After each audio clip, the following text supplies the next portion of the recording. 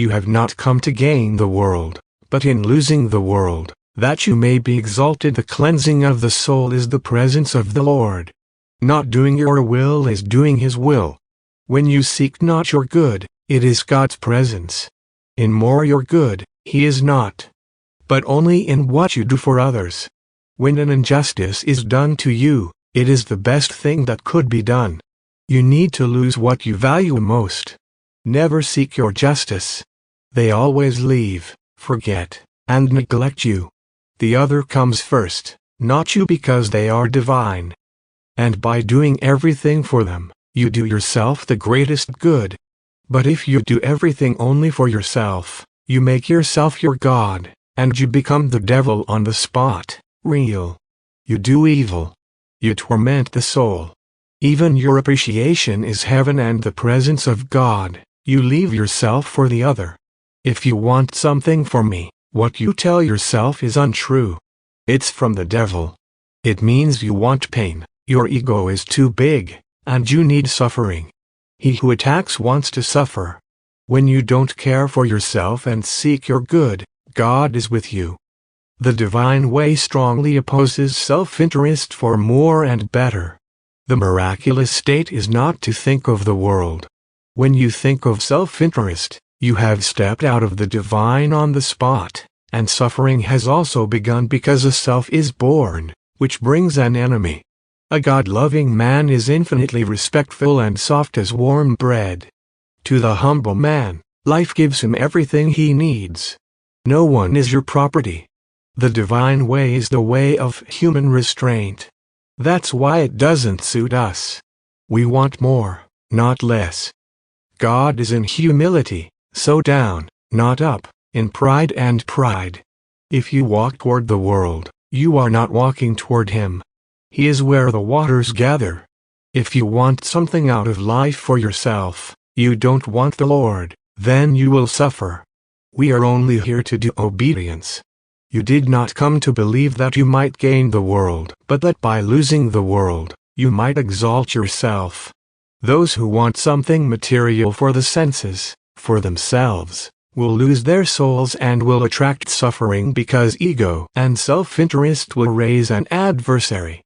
When you want something only for yourself, the opposition of life has also started. Whatever you want from this intense world, you will lose, or it will oppose you. You cannot have something and have it remain unless you do not desire it and are careless when you do not think or intensely want it.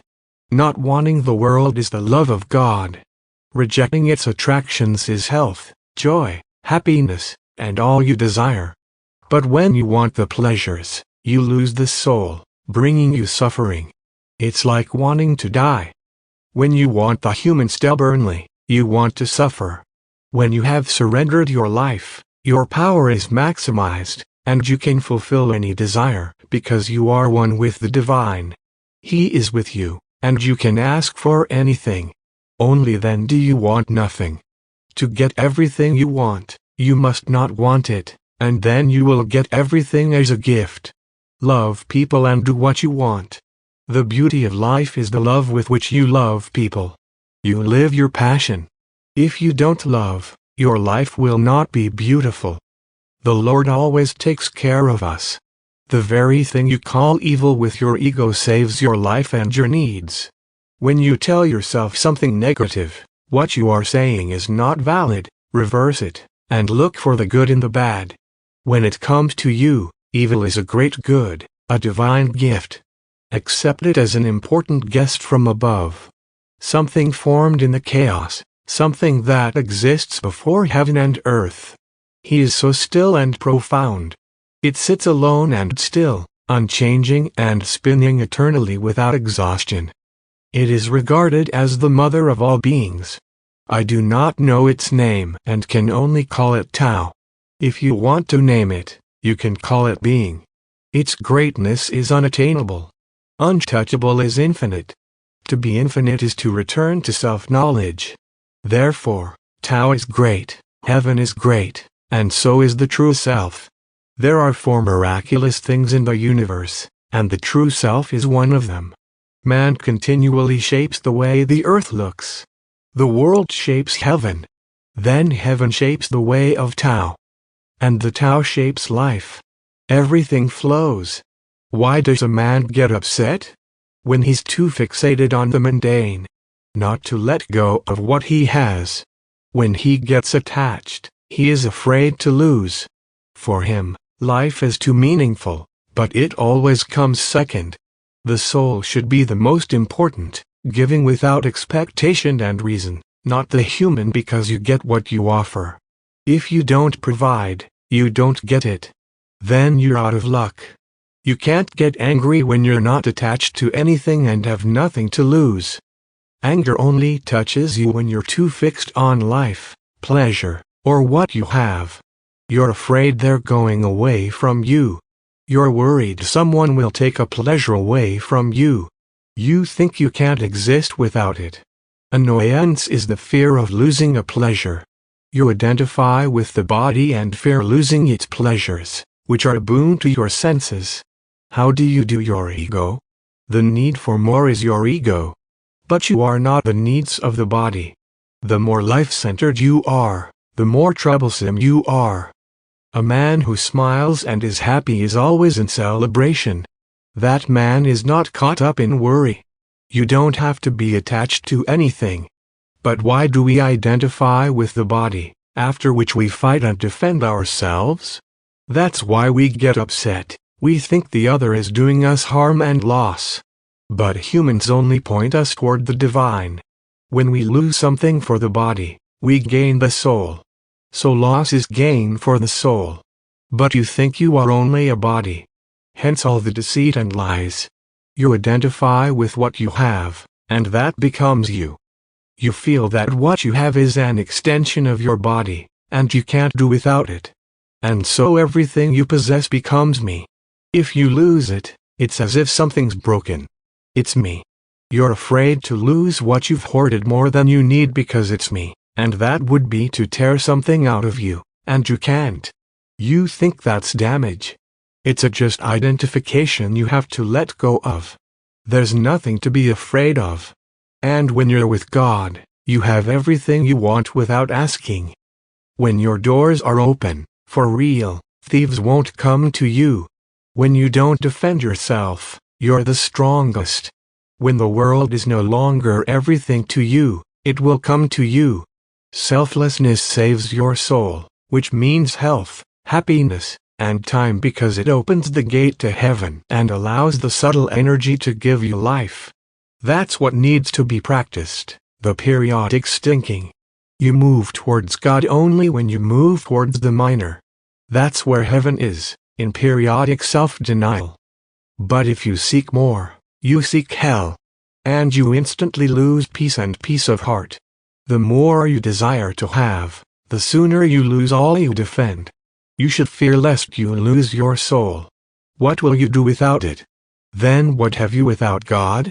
You are nothing. The world takes your soul. You, as a man, shine and fear nothing. But if you are afraid, you have not trusted God. What are you afraid of? Taking your life or losing your money?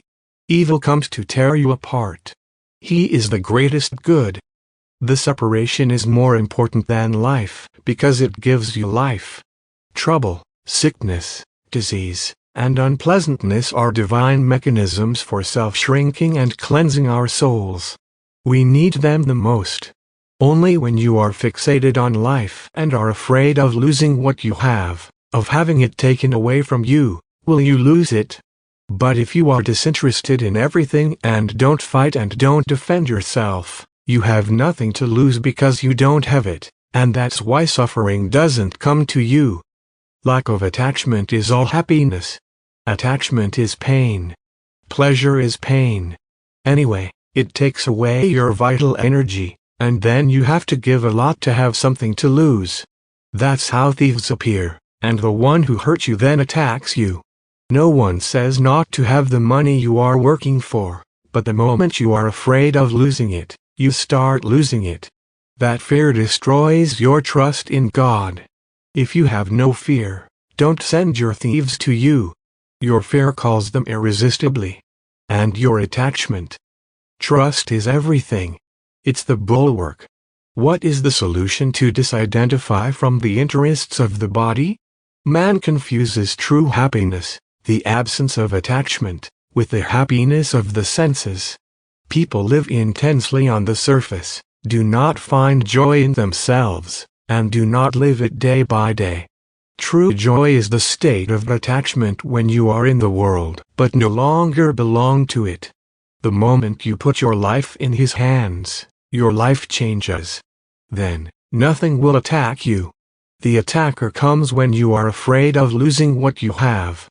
The blessings also come into the state of attachment, self-emptying, and stillness. The more detached you are, the happier and healthier you are. And the state of attachment must be in all the directions of human attachment. Evil comes to attach and relieve you. That is why it is essential to give from what you have more, that you receive health and life. You get health, joy, and a happy life from your giving and love. But if you don't give, you don't receive. To God, you must give first. You attach yourself now so you don't get torn apart by life. Giving is very important. God sees that you are giving, not stingy. When you love and give unconditionally, He sees you as a flame. He doesn't see or come to you if you don't give. You are not interested in keeping more for yourself because you make yourself your God. Your ego grows, and then the Lord goes away from you, and the suffering begins. So when you want more, you want to suffer, you want pain, sickness, and trouble. Why do you always want them? I don't understand. If you take more than you need, you will suffer in life, because it takes away your subtle energy and kills you. It makes your fields fringe. God is in a broken heart. If you're in soul pain, what you tell yourself is untrue. Take the reverse, and you free yourself. You quiet yourself. Those who run away from sacrifice and self-giving run away from God. Sacrifice exalts you, pleasures, above need, bring you down. But people want more, so they want to suffer. They want to die quickly and in torment. It is not all for yourself. You must share it with others, which is essential.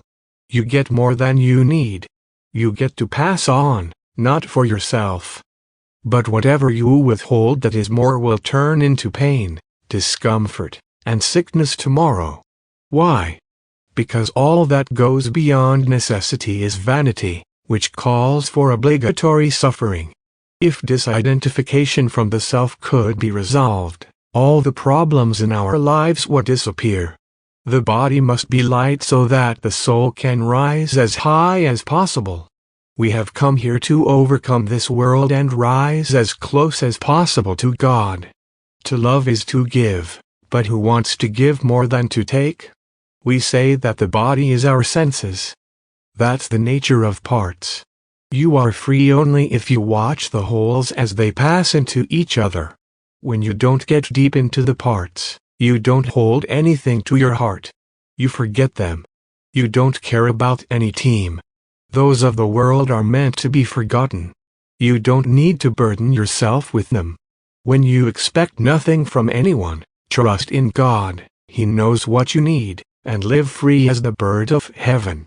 You are unshackled and unencumbered by worry and the importance of yourself and what you have. When you let go of yourself in all life situations, the heavens open. What greater miracle could you want?